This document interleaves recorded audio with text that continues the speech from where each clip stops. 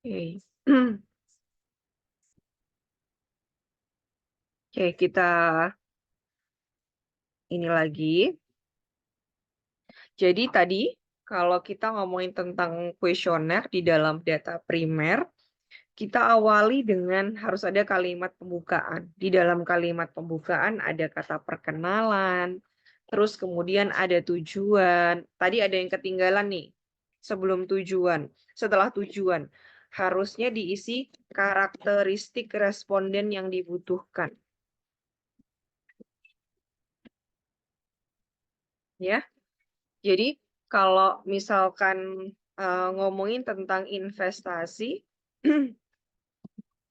sudah berapa lama berinvestasi? Kalau ngomongin tentang loyalitas produk, sudah berapa lama mengkonsumsi atau menggunakan produk itu? Gitu ya. Dan seterusnya, harus dikasih keterangan karakteristiknya. Terus, apalagi? Memberikan apresiasi bagi Iya, yang betul. Diberikan apresiasi. Ya, silakan diberikan apresiasi sesuai dengan kemampuan peneliti. Ini untuk kalimat pembukanya. Nah, setelah ada kalimat pembuka, maka selanjutnya ada variabel, teman-teman. Bukan, identitas responden dulu. Identitas responden.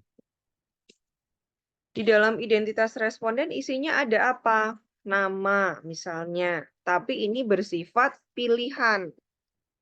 Artinya pilihan itu adalah boleh dituliskan atau boleh tidak. Kalau anonim ya berarti nggak usah. Artinya ini tidak menjadi syarat utama. Gitu ya. Terus apa? Biasanya di dalam identitas responden ada usia, ya kan? Pendidikan, Kerjaan. ya, pekerjaan, lama bekerja misalnya. Ini tergantung ya, isian identitas responden ini sifatnya tergantung. Kalau misalkan kamu nggak meneliti karyawan di perusahaan, artinya kamu nyebar kuesioner itu untuk kepuasan konsumen yang apa namanya menggunakan Grab atau menggunakan jasa Gojek gitu. Ya nggak perlu di sini lama bekerja, ya. Jadi ini sifatnya identitas responden itu disesuaikan dengan penelitian. Gitu. Bisa lama bekerja kalau untuk meneliti tentang karyawan, bisa kompensasi, terus kemudian produk yang digunakan. Kalau misalkan kamu pakai Gojek gitu. Gojek itu kan fiturnya ada food, bike, terus kemudian car, ya kan teman-teman. Nah, itu nanti bisa dipilih. Jadi ini sifatnya adalah depend on ya isiannya. Bu Noni kasih tanda miring dan tanda merah. Karena ini untuk apa namanya? Identitas-identitas yang lain yang sekiranya kemudian dibutuhkan. Nah, kalau bisa ini usia jangan diminta untuk ngisi sendiri. Tapi kamu harus sudah grading dari awal. Kalau kamu meminta mereka untuk ngisi sendiri, nanti kamu akan kesulitan, teman-teman. Jadi ini, kalau udah kamu grading, misalnya ini ya, kamu tinggal ketahuan ini. Oh, yang minta OVO segini, Dana segini, GoPay segini gitu, jenis kelaminnya. Itu udah clear kalau kamu grading. Tapi kalau kamu minta nulis, kamu nggak akan tahu jumlah persentase responden kamu. Padahal ketika kamu ngomongin tentang persentase ini, nek dadak mikir, ini kelamaan, teman-teman. Ya kan? Kelamaan. Kita pakai harus, oh ini ada 71,6%, 28 gitu ya. ada 29 orang nih persentasenya berapa, ribet kita mikir. Tapi kalau kamu udah tulis dari awal di dalam question ini udah kamu berikan nih kayak gini, laki-laki, perempuan, usia udah kamu grading, itu akan lebih memudahkan kamu. Jadi kalau bisa ketika nyebar kuesioner, entah itu online atau offline, lebih baik di grading. Kalau offline pun, nyebarnya offline, kamu rekap di Excel, itu akan Excel-nya akan bisa ngebaca udah berapa persen gitu. Gitu ya. Nah, ini kebetulan saya karena meneliti tentang karyawan yang bekerja pada saat COVID, maka di sini saya tuliskan sektor atau fokus perusahaan.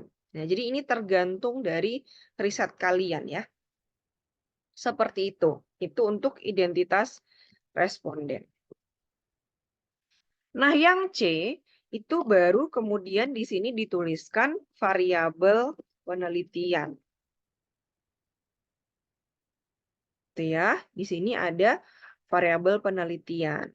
Jumlahnya disesuaikan di mana jumlah disesuaikan dengan variabel yang diteliti. Nah, misalnya contoh. Misal Bu Noni ada judul skripsi kayak gini. Pengaruh self-efficacy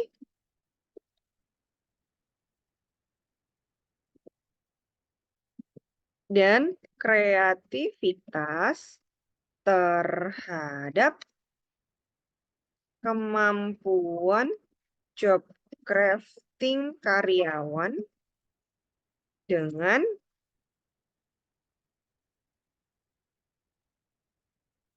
dukungan organisasi sebagai pemoderasi. Kira-kira di sini ada berapa variabel, teman-teman? Dari judul saya itu ada berapa variabel?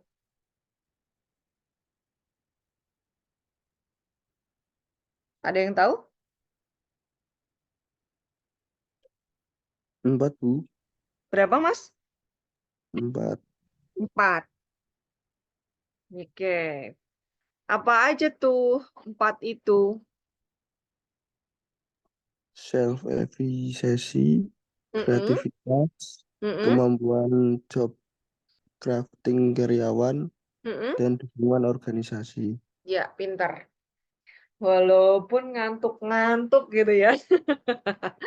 Masih bisa jawab, luar biasa nih kalian semua. Maaf ya, kuliahnya jadi maju jam 8 karena benernya habis ini ada ini rapat lagi gitu. Jadi maju kuliahnya. Oke, betul. Ini ada 4. Di mana self-efficacy dan kreativitas ini variabel apa?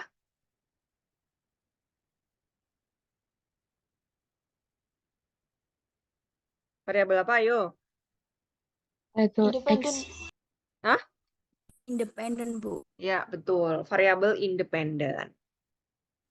Job crafting, ini variabel apa? Dependen. Dependen, betul, pintar. Dukungan organisasi, variabel apa? Moderasi, Bu. Moderasi. Ya, X. betul, pintar-pintar semuanya. Ya, jadi di sini ada berapa variabel? 4. Nah, karena kita punya 4 variabel, maka kemudian ketika kamu menuliskan di sini, itu dituliskan 4 variabel. Kamu bikin section. Ini misalkan section 1, bagian 1 itu adalah self-efficacy gitu ya. Cuman syaratnya ketika kamu membuat variabel penelitian yang disebarkan, kamu tidak boleh menuliskan judul di sini. Itulah kenapa Bu Noni tuliskan di sini bagian 1. Saya tidak menuliskan nama variabelnya di sini.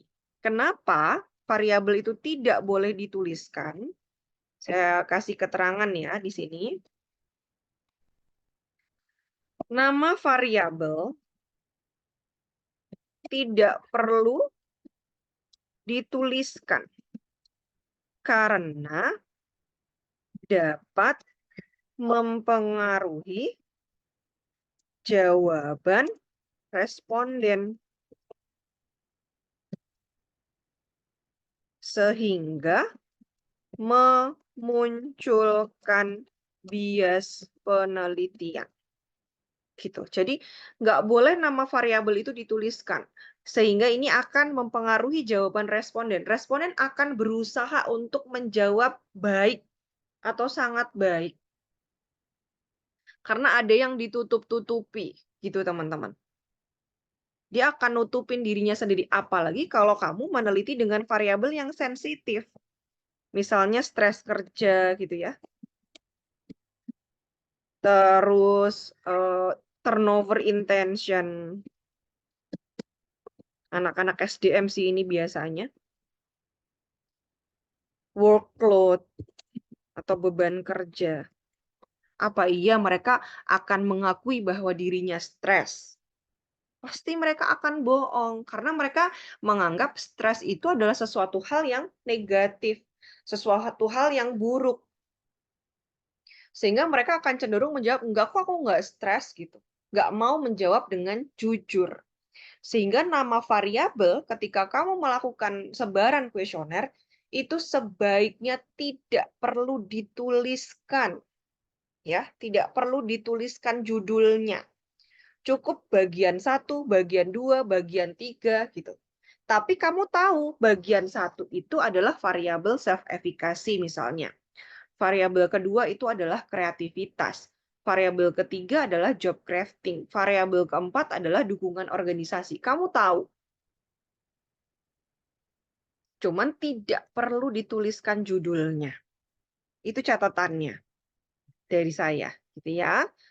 Terus kalau menggunakan skala, kamu perlu memberikan keterangan seperti ini. Berikan skala penelitian. Ya Allah. Malah jadi hilang.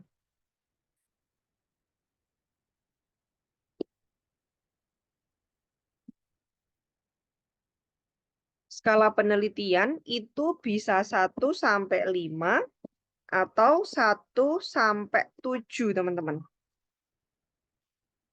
Ya, jadi ini skala penelitian itu, sorry, tak ganti. Bisa ganjil atau genap. Ya. Jika ganjil bisa 1 sampai 5 atau 1 sampai 7. Jika genap bisa 1 sampai 6. Bisa 1 sampai 8, 1 sampai 10, bebas. Gitu. Nah, mana yang terbaik? Kalau mau membuat skala yang terbaik itu sebaiknya adalah genap. Skala genap. Karena menghindarkan responden dari jawaban tengah-tengah. Responden tuh ya, kadang-kadang kalau mau jawab tidak setuju tuh kayak nggak enak. Mereka cenderung ya wis lah jawab netral baik. Jawab pilih 3 gitu. Jadi sebaiknya genap gitu untuk variabel. Ya. Nah, sebelum saya ngobrol lebih lanjut tentang ini, saya pengen ngejelasin ke kalian tentang jenis skala penelitian. Jenis skala penelitian itu ada 4.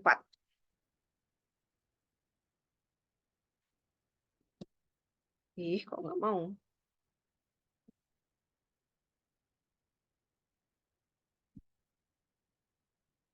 Oh, pakai ini aja. Yang pertama adalah skala nominal, skala ordinal, skala Interval sama rasio, Bu. Iya, betul. Udah pernah belajar yang ini? Belum, Bu. Halo, kok bisa jawab? Bedanya apa nominal ordinal interval rasio? Yang pertama, ini yang kita bahas yang sering dipakai aja ya. Yang pertama itu adalah skala nominal. Skala nominal itu adalah skala di dalam kuesioner di mana pilihannya tidak dapat diperbandingkan. Maksudnya nggak ada mana yang lebih baik atau lebih buruk, itu nggak ada. Contohnya apa?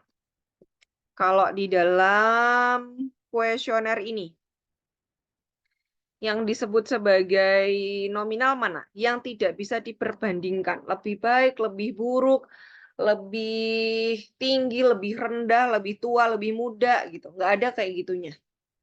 Apa kira-kira? Contohnya, kalau dilihat dari sini. Apa yo? Mana yang tidak bisa dibandingkan? Laki-laki sama perempuan lebih baik yang mana? Apakah perempuan itu lebih buruk dari laki-laki? Apakah laki-laki lebih tinggi daripada perempuan? Bisa dibandingkan nggak? Tidak. Tidak bisa diperbandingkan. Berarti contoh dari skala nominal itu adalah gender. Agama. Agama kan keyakinan. Kita meyakini agama kita baik, tapi apakah kita boleh menjelek-jelekan agama orang lain? Tentu tidak boleh. Ya kan? Sektor pekerjaan. Antara guru, terus dokter, yang lain-lain, sama semuanya. Kita tidak bisa mengatakan, wah, itu pedagang lebih rendah nih daripada dokter. Nggak ada seperti itu. Ya, sama. Pekerjaan manusia itu, profesi itu sama. Yang ngebikin beda itu gengsinya di mata masyarakat. Ya kan, tapi ini nggak ada yang lebih baik, nggak ada yang lebih buruk. Tapi kalau ordinal, ini bisa skala yang bisa diperbandingkan. Apa contohnya? Kalau bisa dibandingin.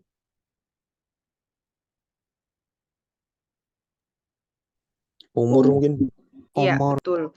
Umur. Umur kan ada yang lebih muda, ada yang lebih tua ya. Terus apa lagi?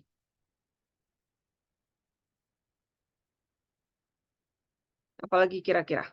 Selain umur. Pendidikan, betul. Terus apa lagi? Mengukur tingkat kepuasan, Bu. Oh, itu beda. Nggak di situ letaknya. Ada lagi? Kalau kepuasan itu nanti kita bicaranya... Oh, sorry. Umur itu di interval, teman-teman. Karena dia bertingkat dan ada bertingkat dan bisa diperbandingkan.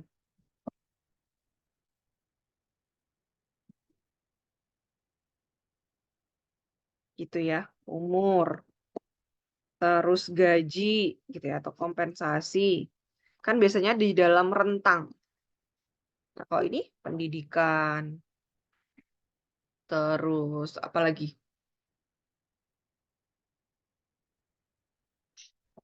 Ya, pendidikan ya yang paling relate dan gampang gitu. Kalau ini ada umur, gaji gitu. Kan biasanya skalanya kurang dari 24 sampai dengan gitu toh. Nah, itu. Nah, di sini ada rasio. Kalau rasio itu untuk kayak skala.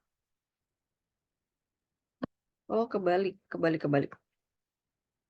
Ini adalah rasio karena ada parameter yang jelas. Dan memiliki serta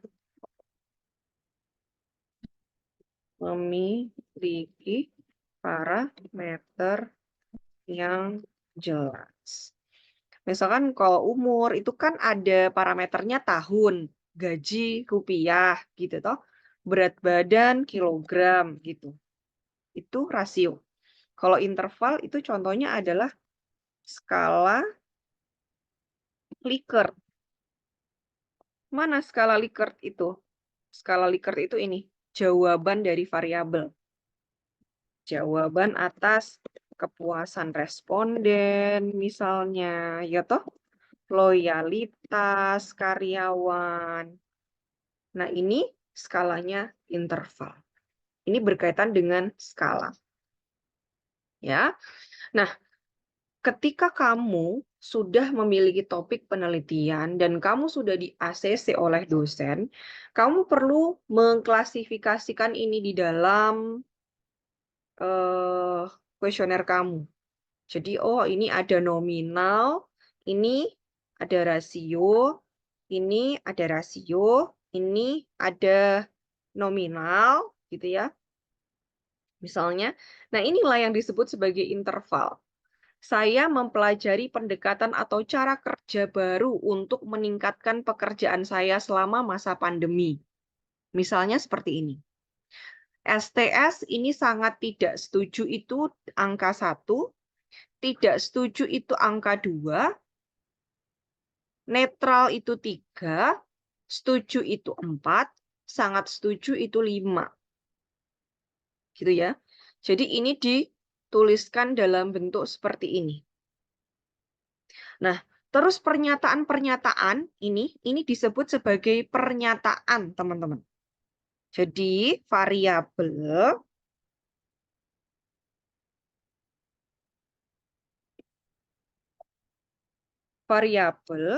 diukur dengan indikator penelitian. Ini jangan lupa ya, nanti kalau kuliah ini nanti tak share materinya. Jadi variabel itu diukur dengan indikator penelitian berupa pernyataan. Nah, dapatnya indikator dari mana?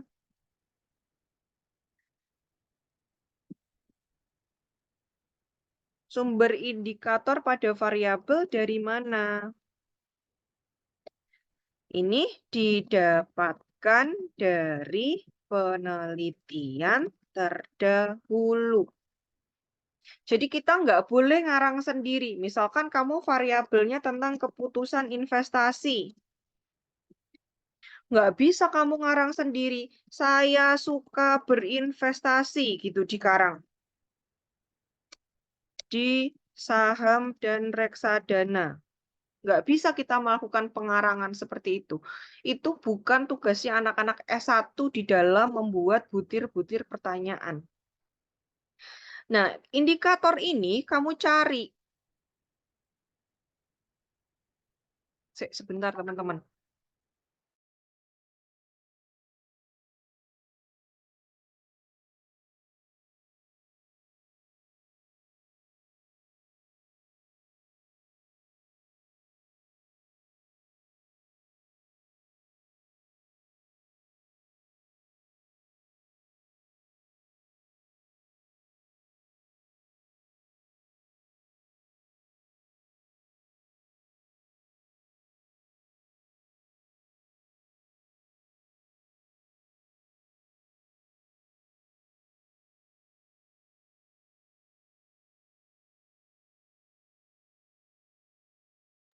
Oke, lanjut ya. Jadi, cara cari kuesionernya gimana? Nah, misalnya kuesioner self-efficacy.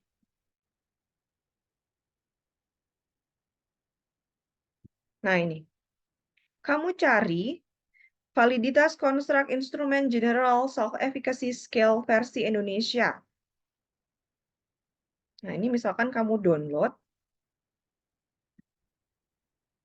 Kelihatan nggak ya jurnalnya? Kelihatan Ya. Bu.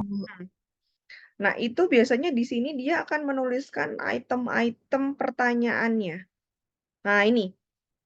Nah, ini teman-teman. Berarti nanti self-efficacy kamu mengadopsi ini. Pertanyaan-pertanyaannya tinggal ngambil dan kopas ditempelkan. Gitu ya. Jadi tidak membuat sendiri. Kuesioner apapun, indikator apapun di dalam penelitian yang nanti Mbok pakai buat nyebar, itu kamu cari di search di Google. Kuesioner keputusan investasi atau kuesioner stres kerja, kuesioner workload, itu semua kamu search. Dan nanti tinggal diisikan di dalam Google Form. Gitu. Dimasukkan semuanya ke sini. Jadi kata-kata Bu Noni ini semua itu bukan saya karang sendiri. Tapi saya ngambil dari kuesioner terdahulu yang sudah divalidasi. Gitu ya. Paham ya? Untuk cara membuat ini ya, cara membuat kuesioner ya. Kalau membuat kuesioner itu komplit kayak gini. Tapi variabel itu tidak boleh kamu bikin sendiri indikatornya. Kamu cari dari Google. Dan itu sudah divalidasi. Ini sudah divalidasi. Siapa yang melakukan validasi konstruk self-efficacy? Riyangga Novrianto dan Anggia Kargenti. Gitu. Jadi indikator pada variabel self-efficacy diadopsi dari gitu. Itu ditulis nanti di bab 3. Diadopsi dari Riyangga Novrianto dan Anggi Kargenti tahun 2019. Itu dituliskan. Itu ya. Jadi tidak boleh membuat sendiri pernyataannya. Nah, kalau sudah kuesioner itu kamu tuliskan semua dan di sini kamu udah ketahuan, oh saya dapat 102 responden. Gitu kan? Saya dapat 102 responden. Kamu download, di-download ininya,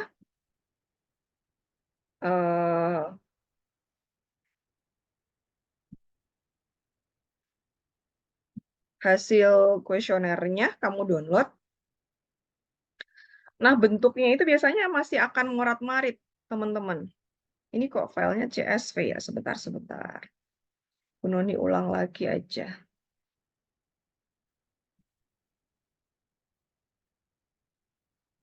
Nah, ini. Kan biasanya bentuknya akan Excel kayak gini toh. Nah, ini bentuknya masih pernyataan. Ya. Ini bentuknya masih pernyataan-pernyataan dari ini, dari konstruk ini tadi yang sudah kamu tempel-tempel di Google Form. Ya kan, ini ditempel jadiin pertanyaan kan gitu toh. Terus nanti dia akan menjawab sangat setuju, sangat tidak setuju. Jadi ini dibikin di question. Tak prakteknya bener bingung ya. Misalkan ini add section. Gitu. Nah, ini tinggal kamu tempel di indikator ini. Shift copy, ditempel. Salah. CTRL tinggal shift. CTRL-C. Di sini kita kopas CTRL-V gitu. Nah, ini jangan pilih multiple choice, tapi pilih yang linear scale ya. Ini. Misalkan ini sangat tidak setuju. Terus ini sangat setuju. Gitu. Itu dikopas aja terus setiap variabelnya. Dibagi setiap section. Jangan lupa required ini dicentangkan. Karena dengan kamu mencentang required ini, nggak akan ada jawaban yang kosong dari responden. Tapi kalau kamu lupa nuliskan required, ya ini biasanya nanti malah akan hilang. Apa namanya? Ada jawaban kosong dari responden. Kalau jawaban kosong dari responden diisi apa, Bu? Masa dikosongi? Enggak. Kamu isi aja 3. Kalau ada yang lupa. Gitu ya. Kalau kosong nanti nggak bisa diolah.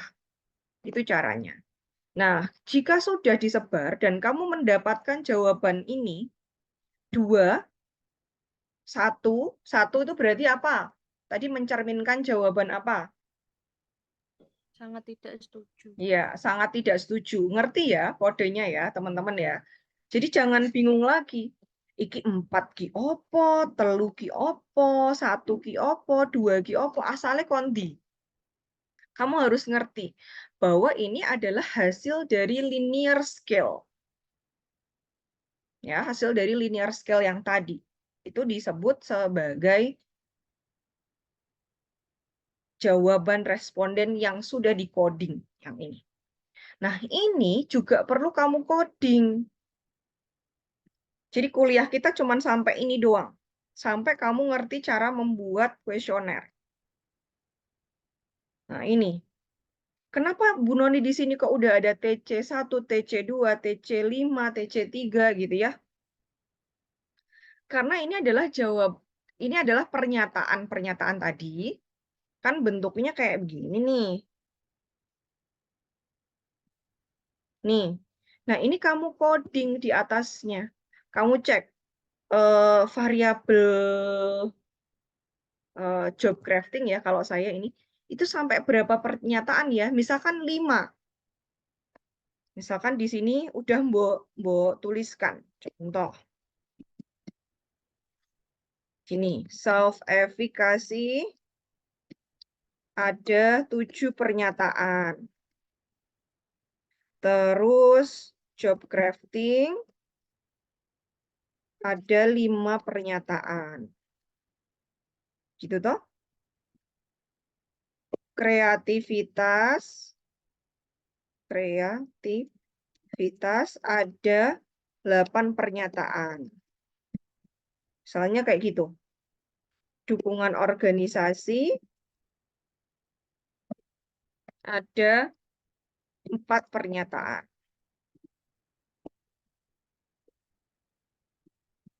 Nah, ini kamu coding. Self-efficacy ada 7. Ini asumsinya ya, teman-teman. Ini contoh aja. Ini ada 7. Ya, berarti kamu bikin ini misalnya. SE1. SE itu self-efficacy. SE2. SE3. Gitu. SE4. SE5. SE6. SE7. Terus habis self-efficacy ada apa? Variabel apa? Kreativitas. Kreativitas ada berapa? 8. Mau di-coding apa kreativitas? Misalnya KR gitu ya. KR1 gitu. KR2 gitu aja. Terus sampai selesai. Dari sini bisa difahami prosedurnya sebelum kita melakukan olah data. Bisa, Bu. Ada yang pengen ditanyain? Bisa, Bu. Ada yang Bisa. masih belum clear terus pengen ditanyakan? Sudah jelas? Jadi Bu Noni ulang ya, teman-teman. Dimulai dari ini. Kalau skala itu bisa kamu baca lagi. Jadi ketika kuesioner itu sudah siap, kamu perlu menyiapkan pernyataan atau indikator penelitian, ya toh, berupa pernyataan. Indikator tadi didapat dari mana? Didapat dari mana indikator tadi, teman-teman? Dari penelitian terdahulu. Ya, dari penelitian terdahulu. Boleh nggak kalau bikin sendiri pernyataannya? Tidak boleh. Tidak boleh, ya. Jadi harus adopsi. Tinggal dikopaskan. Terus setelah dikopas, disebar, kamu dapat jawaban, langkah selanjutnya kita ngapain? Kita udah dapat jawaban, yang kita lakukan kita apain selanjutnya? Pernyataannya diapain? Dilakukan apa ini? Ini sebutannya diapain? Coding. Coding. Gitu ya, sesuai dengan jumlah pernyataan dari Variabel. indikatornya. Gitu. Variabelnya ada berapa? Apakah harus sama semua, Bu, jumlah indikatornya? Tidak jawabannya. Karena kan kita nyari self-efficacy ini misalkan ada 8. Terus Bu Nuni nyari lagi misalnya kuesioner workload.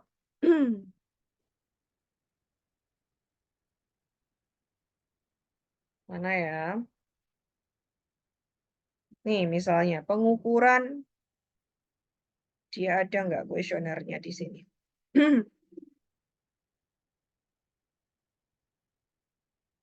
Nah, nggak ada. Apa ya?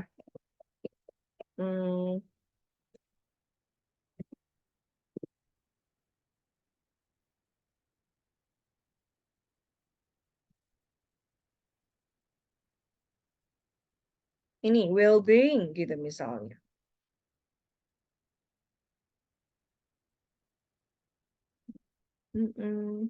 Nah ini,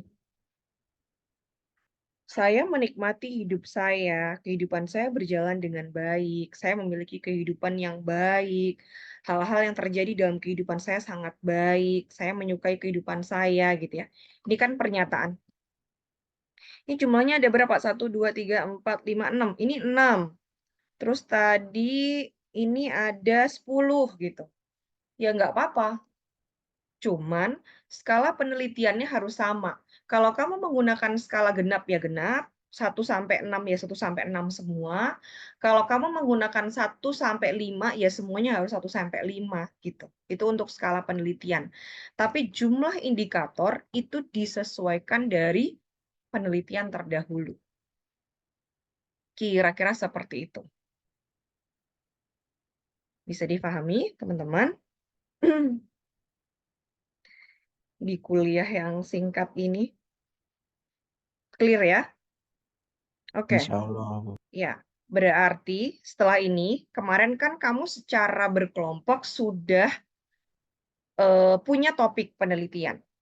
Nah, tugasnya berarti kamu cari kuesioner yang berkaitan dengan variabel penelitian kamu.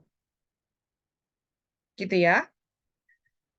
Silahkan cari variabel sesuai dengan penelitian kamu. Dan coba kamu bikin kuesioner. Nggak perlu dibikin di Google Form. Kamu cukup buat di Word, di mana di situ komponennya harus lengkap. Mulai dari kalimat pembuka, identitas, yang isinya udah harus di-grading, dan variabel penelitian. Gitu ya, misalkan self-efficacy diadopsi dari, jangan lupa ditulis. Diadopsi dari penelitian SAPA tahun berapa, terus nanti indikatornya di bawahnya menggunakan skala apa. Gitu ya. Bisa, teman-teman? Contoh kuesioner.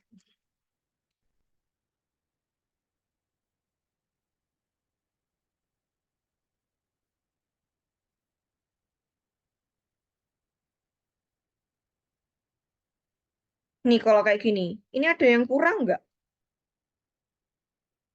Kira-kira apa yang kurang, teman-teman? Nggak ada apanya ini.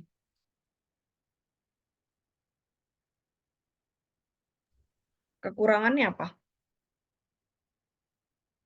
Tidak ada? Maaf, Bu. Share Zoom. screen-nya nggak kelihatan. Oh, belum share screen. Astagfirullahaladzim. Maaf, maaf, maaf. Aduh, ya Allah. Ini nih. Pantesan diem aja. Ini, kalau kamu lihat kuesioner ini, kekurangannya apa? Nggak ada apa aja. Dia tidak menuliskan apa? Nggak ada kalimat pembukanya, ya toh? Tidak ada identitas respondennya. Ini berarti belum lengkap. Bukan seperti itu yang saya maksud, tapi kamu harus cari kuesioner yang benar-benar lengkap, mulai dari kalimat pembuka, identitas, dan variabel, disertai dengan skalanya. Gitu. Itu kira-kira untuk hari Selasa ya, Selasa pekan depan. Nanti coba teman-teman paparkan. Dari situ bisa difahami? Ada yang masih pengen dikonfirmasi lagi?